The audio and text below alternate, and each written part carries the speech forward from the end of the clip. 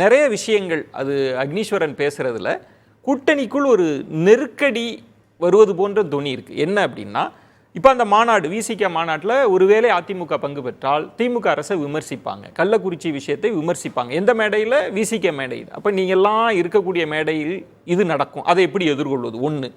அடுத்து திமுக கூட்டணி கட்சிகளோட நிலைப்பாடு என்ன? மதிமுக என்ன செய்ய போகுது? பங்கு பெறுமா இல்லையா? இன்னும் ஏன் தெளிவுபடுத்தலை? இந்த ரெண்டு கேள்விக்கு என்ன பதில் இருக்கு? ஒரு இயக்கத்தை தொடர்ந்து நடத்துவது என்பது பிரசவ வேதனை.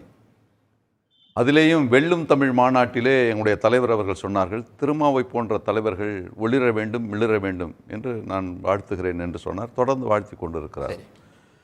இந்த மாநாட்டுக்கு அதிமுகவுக்கு அழைப்பு விடுத்தது சரியா தவறா என்று நான் பேச முடியாது. சரி. அதை போலவே இதை அதிமுக ஏற்குமா மறுக்குமான்றதை நான் பேச முடியாது. ஆனால் ஒன்று மட்டும் பேசலாம், நீங்கள் கலந்துவீங்களா இல்லையான்றதை பேசலாம். அதாவது பூரண மதுவிலக்கை பற்றி பேசுவதற்கு 100% தகுதி உடைய கட்சி மதிமுகன்றது உங்களுக்கு எல்லாருக்கும் தெரியும். என்ன சொன்னால், நட்பு பாராட்டுவது என்பது நயத்துக்கு அரசியல் நாகரிகத்தை நம்முடைய முன்னோர்கள் கற்றுக் கொடுத்திருக்கிறார்கள்.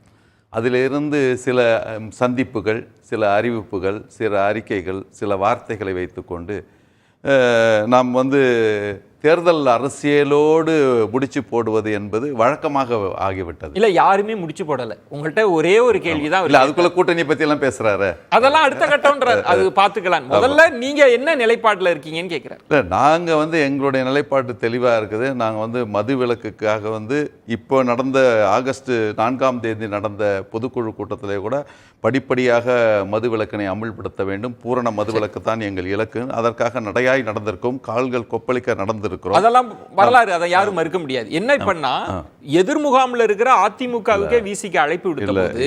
இது உங்களுக்கான அழைப்பு இருக்கு, அதுக்குள்ளுக்கே நாளைக்கு கொடுத்து உங்களை அழைப்பாங்க. இது நேச்சுரல் ப்ராசஸ். அதாவது ஒன்றிய அரசுக்கும் திமுக மாநில திமுக அரசுக்கும் ஐடியாலஜிக்கல் வார் மாத்திரமல்ல, அட்மினிஸ்ட்ரேட்டிவ் வார் நடைபெற்று கொண்டிருக்கிறது. இருந்தாலும் கலைஞரை பெருமைப்படுத்துகின்ற வகையிலே நாணயம் வெளியிட்ட பொழுது டிஃபென்ஸ் மினிஸ்டர் இவர் சமூக நீதிக்காக வாதிட்டவர், போரிட்டவர் என்பது மாத்திரமல்ல, அவர் கலாச்சாரத்தினுடைய தலைவர் அப்படின்னு சொன்னதுனாலேயே திமுகவுக்கும் பிஜேபிக்கும் கூட்டணின்னு பேச ஆரம்பிச்ச நாடு தான் நம்ம நாடு. ஆக இதெல்லாம் ஏசியங்கள். இன்னும் சொல்ல போனா 2013 இல்ல, நான் அதுக்குள்ளேயே வரல. 2013 ஒரு சிம்பிளான கேள்வி. நீங்க சொன்ன மாதிரி மது ஒழிப்பு அப்படின்னா திரு வைகோ அவர்களோட பங்களிப்பை யாருமே மறுத்திட முடியாது.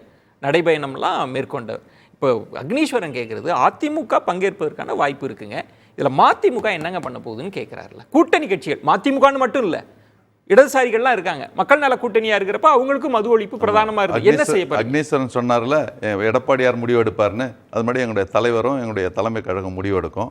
அது வர இருக்கணும். அது நான் எதுக்கு சொல்ல வரேன்னா, இப்போ சமீபத்தில் 2022 மே மாதம் 14ஆம் தேதி பழகருப்பியாவும் ஈழத்து கவிஞர் உணர்ச்சி கவிஞர் காசி ஆனந்தன் அவர்களும் ஈழ விடுதலை சம்பந்தமான ஒரு நிகழ்ச்சியிலே அண்ணாமலை அவர்களும் எல் முருகனும் கலந்து கொண்டார்கள். அதுக்காக கலந்துக்கிட்டாங்கன்றதுக்காக அவங்க தமிழ் தேசியத்தை நோக்கி வர்றாங்கன்னு அர்த்தமாயிடும். யாருமே அப்படி சொல்லலை.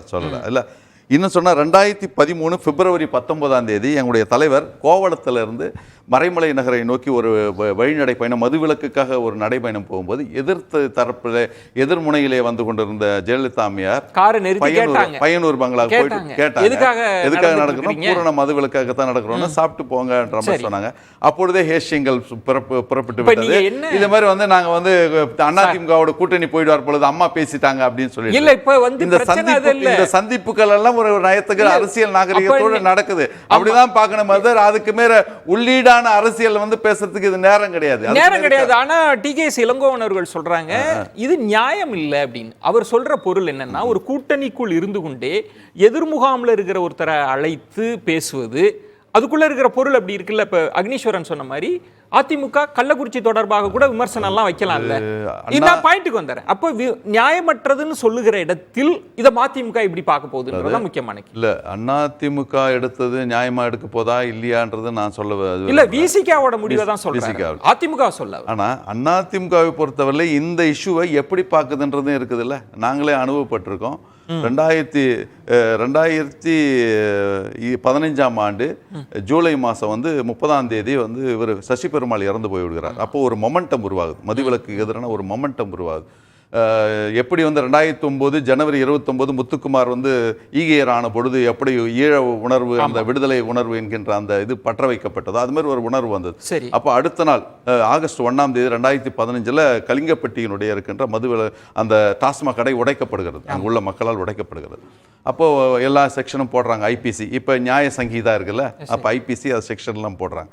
4ஆம் தேதி வந்து அந்த இது ஊராட்சி மன்றத்தில் தீர்மானம் போடுறாங்க. எங்களுடைய தலைவருடைய தம்பி தான் அது ஊராட்சி மன்ற தலைவர். இது மாதிரி வந்து அதை மூட வேண்டும்னு சொல்லிட்டு அது வந்து பிறகு வந்து நீதிமன்றத்துக்கு போகுது. ஓபிஎஸ் ஆட்சியில் இருக்கும்போது நீதிமன்றத்துக்கு போகுது.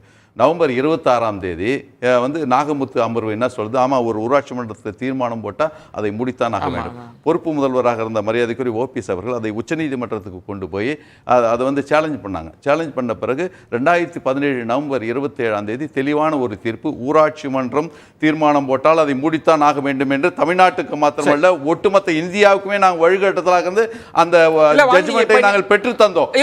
ஆனா அப்ப அது அவங்க வந்து இதுல வந்து கலந்துக்கிறாங்கன்றது எப்படின்றது நம்ம தான் பெரிய கேள்வியா இருக்குன்றீங்க. அப்ப எப்படி விசிக அதிமுக அழைச்சதுன்னு கேக்குறீங்க? இல்ல அது அவங்களுடைய விருப்பங்க. அதுல நான் நீங்க கேக்குற ஒரு லாஜிக் பாயிண்ட் என்னன்னா நாங்க போறதா இல்லையான்றது எங்களுடைய தலைமை தான் முடிவு பண்ணும். ஆனா இப்ப ஒரு क्वेश्चन பண்றீங்களே, அதிமுகவுக்கு தார்மீகமான என்ன உரிமை இருக்கு அப்படின்னு நீங்க கேட்டுட்டீங்கன்னா அது உங்களுக்கு சிக்கலா இருந்தா ஒண்ணு கலந்துக்க மாட்டீங்க, இல்ல அதிமுகவுக்கும் வரட்டும் இது பொதுநலமான ஒரு விஷயம் தான்னா கலந்துப்பீங்க. உங்க பேச்சை நான் எப்படி எடுத்துக்கணும்? பொதுநலமான விஷயம் தான். அதாவது சோஷியல் ட்ரிங்கிங் என்பதை இன்னைக்கு பொதுமைப்படுத்தப்பட்டு இன்றைக்கு குடி என்பது ஒரு ஒரு சமூக நோயாக மாறிக்கொண்டிருக்கிற நிலத்துல எல்லாரும் விழிப்பாக ஒட்டுமொத்தமா இதை ஒழிக்க முடியுமா?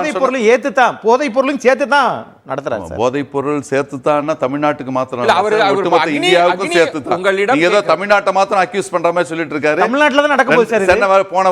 போன வருஷம் மார்ச் மாதம் 3ஆம் தேதி அமித்ஷா வந்து கொடுத்தாரு. முன்னை விட 12 மடங்கு அதிகமாகி இருக்கிறது. என்னன்னா போதைன்னு சொல்றதுனால சொல்றேன். மது ஒழிப்பும் போதை மது ஒழிப்பு மாநாடுன்னு இப்ப நடக்க போகுது. இது தமிழக அரசியல ஒரு முக்கியமான நிகழ்வாக பார்க்கப்படும். இதுல திமுக கூட்டணி கட்சிகள்ல இப்ப உங்க நிலைப்பாடுல 2 விஷயம் நீங்க சொன்னது, அதிமுகவுக்கு அந்த தார்மீகமான உரிமை இல்லை அப்படின்ற ஒரு கருத்தும், 2வது நாங்க கலந்துக்கிறோமா இல்லையான்றத தலைமை முடிவெடுக்கும். இதான் அவங்க பாருங்க. கரெக்டா? ஆமா ஆமா ஆமா. அக்னீஸ்வரன் யோசிச்சு சொல்லுவாங்கன்றது ஒண்ணு. அதிமுகவுக்கு தார்மீக உரிமை இருக்கான்ற ஒரு கேள்வியும் அவர் வைக்கிறார். சார் நீங்க அரசியல் கட்சியில மரியாதைக்குரிய அந்திரிதாஸ் சார் சொல்றாரு, ஊராட்சி மன்ற தலைவர் இது பண்ணாங்க, உயர்நீதிமன்றம் திரு நாகமுத்து ஜே இப்படி சொன்னாங்க, அதுக்கு பிறகு உச்சநீதி அது இங்க முக்கியம் இல்ல, ஈழத்தமிழர்ல கொன்று குவிச்சதுக்கு பிறகும் இன்ன வரைக்கும் கூட்டணி தொடர்றீங்களே அது வந்து அதெல்லாம் பார்க்க மாட்டீங்களா? அது நோக்கம் அல்ல. கூட்டணி கட்சிகள் தேர்தலுக்கு தேர்தல் மாறுகிறது, நோக்கங்கள் ஒன்றுதானே, தமிழ்நாட்டுக்கான நோக்கங்கள் ஒன்றுதானே. இப்ப நான் கேட்பது, நீங்கள் கலந்து கொள்வீர்களா மாட்டீர்களா? மதிமுகவை விடுதலை சிறுத்தைகள் அழைத்திருக்கதா அழைக்கவில்லையா? அழைத்தால் போவீங்களா மாட்டீங்களா? அதுதான் இங்க கேள்வி. கடைசி வரைக்கும் பதிலே சொல்லாம அண்ணன் அந்திரிதாஸ் அவர்கள் தப்பிக்கிறார்னா அப்ப விடுதலை சிறுத்தைகள் தான் முடிவெடுக்கணும். சரி, நாங்க போறதுல இவ்வளவு சுவாரஸ்யம் அவர் எடுப்பாரு. உங்களுக்கு கிரெடிட் கொடுத்து கூப்பிடுறாரு. கூட்டணி கட்சிகள் அது கூட்டணிக்கு போக அந்த முத்துக்குமாருக்கு மட்டும் தான் நீங்க போவீங்க. நான் சுமத்துக்கிட்ட முதல் கட்ட கருத்தை வாங்கிட்டு வந்து கூட்டணி சம்பந்தமா 31ல 39ல 41ல 43ல வட இந்தியாவில் நடத்துற சட்டமன்ற தேர்தலில் இந்து மகா சபையும் முஸ்லீம் லீக்குமே கூட்டணி அமைச்சிருக்கு. கூட்டணியை பத்தி வந்து பேச வேண்டிய அவசியம் நம்ம பேசலாம்.